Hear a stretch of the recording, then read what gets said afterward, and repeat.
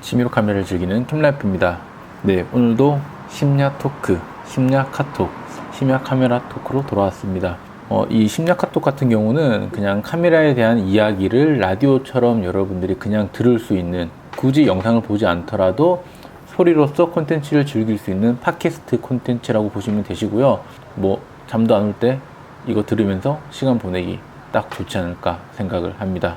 이번 주는 소니에서 알파 6700이라는 카메라를 발표를 했었죠. 그 크롭 센서를 가지고 있는 APS-C 플래그십 카메라로서 발표가 됐었고, 그 전에 알파 6600이라는 모델이 있었는데 이 모델의 상위 버전으로 업그레이드 되어서 출시된 것 같습니다. FX30의 센서를 그대로 받기는 했지만 그래도 그 외에 여러 가지 기능이 생겨서 괜찮은 것 같습니다. 가격은 둘째치고. 자, 그래서 오늘의 주제는 APS-C 크롭 센서에 대해서 여러분들과 이야기를 나눠보려고 합니다. 이 센서를 가지고 있는 카메라가 좋다, 안 좋다, 풀프레임으로 가야 되냐 말아야 되냐, 이런 얘기를 하려고 하는 건 아니고, 각 제조사들이 이 크롭 미러리스에 대해서 제가 어떻게 생각하는지 그냥 간단하게 가볍게 여러분들과 이야기를 나누려고 합니다. 어차피 저는 전문가는 아니니까 여러분들이 그냥 재미로 제 콘텐츠를 즐겨주시길 바랍니다. 먼저 APS-C 센서에 대해서 말씀을 드려볼게요. 흔히 우리는 크롭 센서라고 부르는데, 이 APS-C는 Advanced Photo System Type-C의 약자라고 합니다.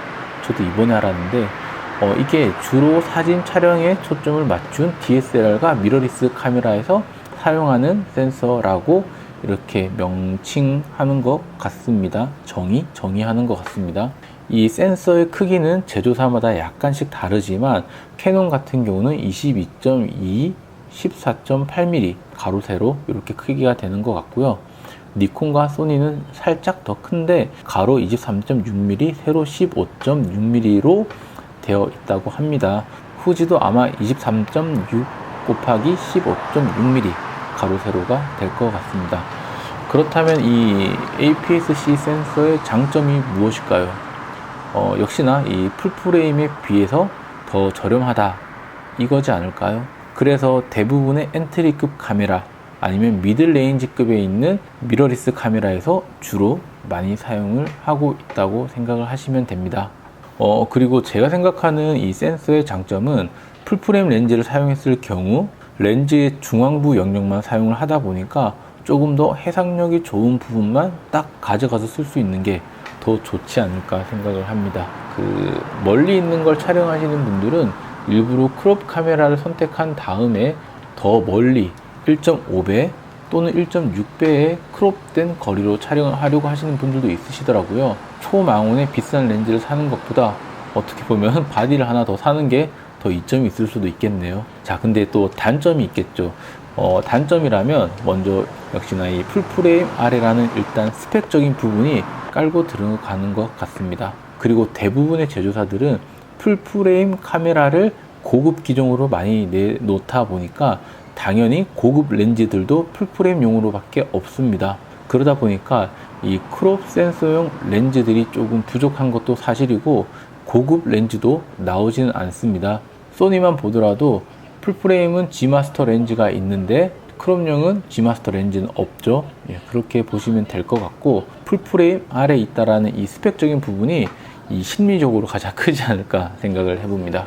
자, 이제 본격적으로 크롭 미러리스에 대해서 제가 생각하는 부분들을 말씀드리겠습니다. 처음 이 시장에 들어올 때는 그 렌즈는 거의 없고 바디만 계속해서 뽑아내는 게 소니라고 했었는데, 지금은 이제 렌즈들이 좀 탄탄해지면서 이 미러리스 시장을 선두하고 있다고 저는 생각을 합니다. 하지만 이 미러리스 시장을 처음 시작할 때는 조금 힘들긴 했을 거예요. 누구나 다 똑같은 거겠죠. 네, 바디가 굉장히 많아지고 복잡해지고 시리즈들이 많아지면서 뭐가 어떤 카메라라고 생각이 들었을 수도 있는데, 자, 최근 들어서는 이제 조금 정리가 된 것 같아요.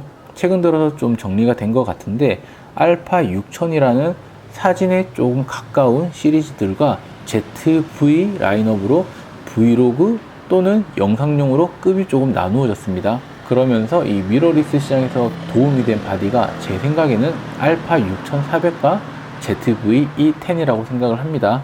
요 두 가지 카메라가 사진과 영상 쪽에서 많은 분들에게 사랑을 받았던 것 같고, 알파 6400 같은 경우는 이게 사진용 카메라라고 생각을 할 수도 있지만 이 발열 없이 4K 무제한 녹화가 가능하다고 하더라고요. 그러다 보니까 사진과 영상용 두루두루 많은 분들에게 사랑을 받지 않았나. 그리고 ZV-E10 같은 경우는 브이로그들에게 많은 사랑을 받았고 예쁜 컬러로 더 많은 인기를 얻지 않았나 생각을 합니다. 캐논 같은 경우는 카메라가 이게 미러리스라고 하더라도 뭔가 좀 묵직하고 DSLR 같은 느낌이 있는데, 소니 같은 경우는 이제 컴팩트하고 작다 보니까 이게 패션의 아이템처럼 보이기도 했습니다. 그리고 소니 크롬 미러리스의 가장 큰 장점은 일단 렌즈군이 굉장히 탄탄하다는 겁니다. 크롬 미러리스용으로 초광각부터 표준줌 그리고 망원줌까지 구성이 되어 있고, 거기에 심지어 단렌즈들까지 구성이 되어 있습니다. 그리고 작년엔가 이 G2류라는 소니의 단렌즈들도 출시가 되면서 이 크롬 미러리스에서 많은 렌즈 선택폭이 생겼죠. 그리고 서드 파티들의 렌즈도 굉장히 잘 되어 있습니다. 탐론도 있고 시그마도 있고 삼양도 있고, 그래서 제가 생각한 소니 크롬 미러리스를 고른 이유 중 하나는 바로 이 렌즈라고 생각을 하는데요. 종류도 많고 제조사들도 많다 보니까 자기가 사용해 보면서 자기한테 맞는 렌즈를 쉽게 고를 수가 있었다. 요게 소니의 크롬 미러리스라고 생각을 합니다. 처음 카메라를 입문하시는 분들, 그리고 렌즈를 추가하거나 변경하고자 하시는 분들에게는 소니의 크롬 미러리스는 100만원대 한 초반으로 일단 진입하는 거는 괜찮은 것 같아요. 물론 모두 제 생각입니다. 자, 다음은 캐논의 크롭 미러리스인데, 캐논 같은 경우는 이제 DSLR 시절부터 크롭 센서의 바디들이 있었고 탄탄하게 라인업이 있었습니다. 하지만 이 미러리스 시장으로 변화하면서 크롭 센서에 대한 부분은 조금 부족한 느낌이 있었어요. 최근에는 R 시리즈라고 해서 R10, R50 그리고 R7까지 출시하면서 일단 이 바디 라인업들이 한 번에 많이 확장이 되었습니다. 그전에는 그 M 시리즈라는 이제 크롭 미러리스 시장이 있었는데 캐논에서는 이게 좀 실패했다고 생각을 하는 것 같아요. 그러면서 이제 R 시리즈로 바디들을 모두 다 바꾸려고 하는 것 같은데, 이게 가장 문제가 무엇이냐? 바로 크롬용 렌즈가 몇 개 없습니다. 소니에 비해서는 너무나 턱없이 부족하죠. DSLR 시절에는 굉장히 많은 렌즈를 보유하고 있었고, 그리고 크롭 미러리스 시장에서 M 시리즈를 만들 때는 렌즈를 그나마 만들고 있었는데, 이번에 R 시리즈로 전환을 하면서 한 번에 R 시리즈의 새로운 렌즈를 만드는 게 쉽지가 않았죠. 그래서 어쩔 수 없이 풀프레임 렌즈를 써야 하는 이런 상황이 돼버렸습니다. 근데 이게 풀프레임 렌즈를 써도 되긴 하는데 굉장히 비싸거든요. 그러다 보니까 이게 또 캐논용 크롬 미러리스 쓰신 분들은 다음 렌즈로 바꾸는 게 쉽지가 않습니다. 그럼 서드 파티는 어떻게 되냐? 역시나 서드 파티도 부족합니다. 캐논 같은 경우는 이 AF 메커니즘을 정보를 오픈하지 않나 봐요. 그러다 보니까 다른 서드 파티에서도 오토포커스를 달고 크롬 미러리스용으로 나오는 게 지금 거의 없다라고 보시면 될 것 같아요. 그래서 이 부족한 부분들을 캐논도 잘 아는지 최근 들어서 바디를 굉장히 잘 만들고 있습니다. 렌즈에서 부족한 부분을 바디에서 채운다. 특히 이 R7 같은 경우는 이제 크롭 플래그십이지만 스펙이 엄청나게 좋고, 최근에 발매한 소니 알파 6700보다도 더 좋다고 생각을 합니다. 가격부터 스펙까지. 이 부분은 제가 나중에 콘텐츠를 한번 제작을 해 볼까 생각을 하니까요, 조금만 더 기다려 주시고, 그래서 입문자 분들은 캐논 크롭 카메라를 고를 수는 있겠지만 이 렌즈에 대해서 조금 아시는 분들은 입문하기가 조금 꺼려지는 제조사가 캐논의 크롭 미러리스라고 생각을 합니다. 기본 번들 렌즈 플러스 카메라만 사시기 때문에 처음 사시는 분들에게는 R10이나 R50 같은 모델이 조금 더 매력 있게 느껴질 수도 있으실 것 같기는 하고요. 네, 이렇게 오늘은 제가 생각하는 캐논과 소니의 크롬 미러리스 카메라들에 대해서 간단하게 말씀을 드렸고, 후지도 있긴 한데 후지는 조금 다른 노선을 찾아가고 있어서 찾아간다기보다는 이미 정착이 됐죠.